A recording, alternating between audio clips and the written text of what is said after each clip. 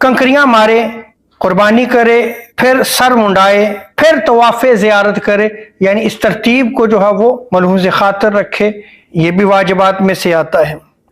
तवाफ़े सदर यानी मीकात से बाहर के रहने वालों के लिए मक्का से रुखसत होते वक्त काबा का तवाफ़ करना, इसे तवाफ़े विदा भी कहते हैं। वकूफ़ अरफा के बाद सर मुड़ाने तक अपनी बीवी से कोई ताल्लुक यानी कुर्बत वाला ताल्लुक जो है वो न रखे। एहराम के ममनुआत मसलन मर्द का सिले हुए कपड़े पहनना, मर्द के लिए सर का और चेहरे का ढांपना, और औरत के लिए सिर्फ चेहरे का ढांपना ममनू है, सर का ढांपना औरत के लिए मना नहीं बल्कि ज़रूरी है।